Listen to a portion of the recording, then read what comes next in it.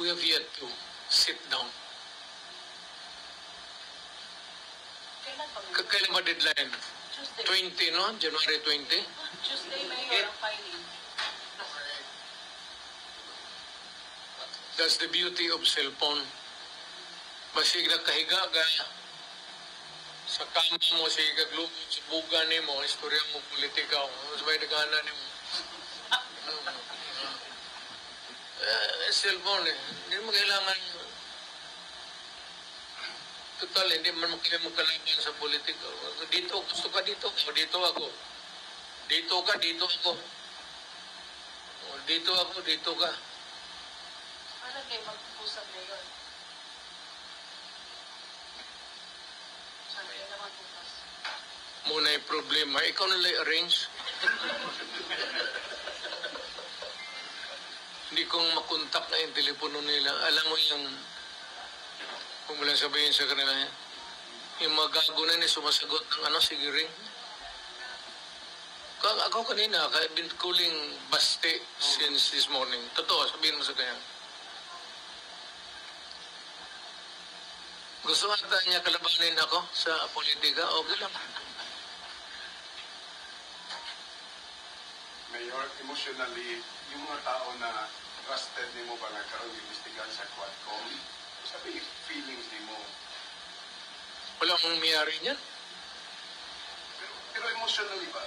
Wala ka nang kasakitan? Wala. Sanay man ako dyan sa dumaan rin ako sa Congress, dumaan ako pagka-prosecutor. Pati yung mga yan, dumaan sa akin nung piskal pa ako. Ano advice mo sa mga namin? Yeah. Ako, pagkayang police, military,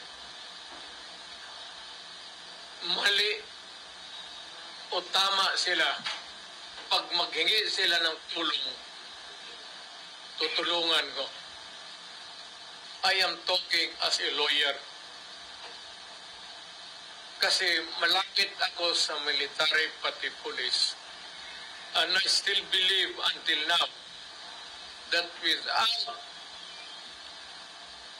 yung binigay na suporta ng military pati police dito sa akin sa Davao, I could not have succeeded in transforming Davao to what it is now. A beautiful city. Dito patayan doon, patayan dito. Ngayon, nung na-mayor ako, nag-uusap kami lahat. Bakit ba tayo ang mamatay? Di patayin mo sila lahat. Gobyerno ako eh. So yung mga NPA, they don't have no business asking me bakit ganun ang ko. Nasa gobyerno ako. Yung mga gangster dyan, mga sindikato na massacre, ay putang ina, gobyerno ako.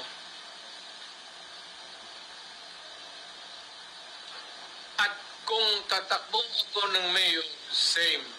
At is early sabihin ko na, lumayo na kayo ngayon na.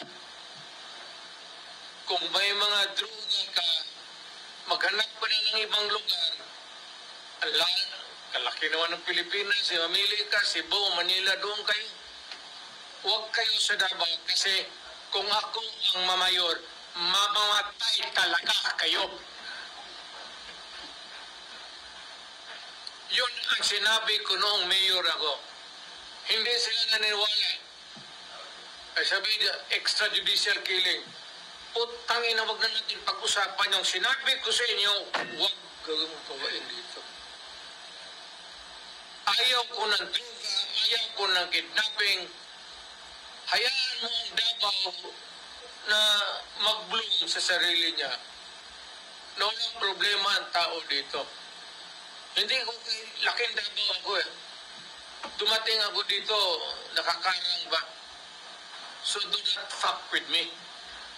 This is my city and I want it a peaceful city. At hindi naman ako nakikialam sa tao dito. I just want a peaceful city. Kaya kung mamayroon ako, umalis na kayo kaagad. Kasi pag inabutan ko kayo, patayan talaga tayo. Patayan human rights, sabihin ko na ngayon. Kayo dapat yung human rights, i-contact na nila yung kung sino itong ilo na to. Kasi mamamatay talaga yan. Ayaw ko masira ang mga anak natin. Ayaw ko masira yung syudad ko. Ayaw ko na putang inang droga. Punta ka dito, magnegosyo ka. Kung wala, maghanap tayo. Anakan kita ng paraan paano ako makatulog.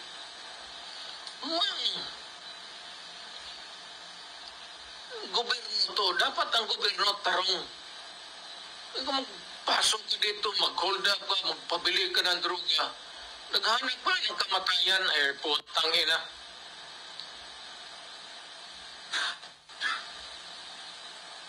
Dito sa Davao, maghanap buhay tayo, mag-asawa tayo, magtayo tayo ng pamilya, may mga anak tayo, maghanap buhay tayo para makapag-aral ang ating mga anak.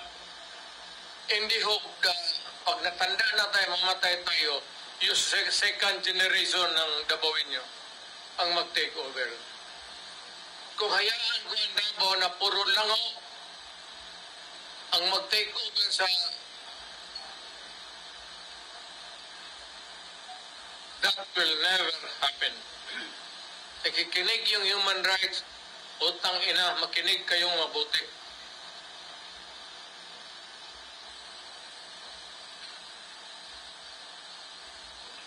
Just one word. Do not fuck it here. Basta ako ngayon, hindi naman ako stricto. Nakakamali yung tayo, traffic. Wala yan.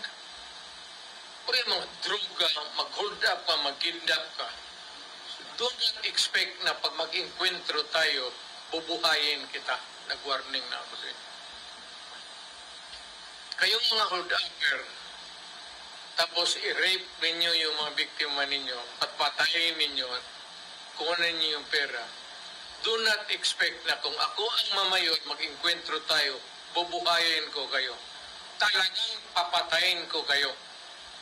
Dapat makinig ang human rights dyan. Kaya dapat yung human rights magkampanya. Magkampanya sila tudod. Huwag kayong bumoto kay Duterte.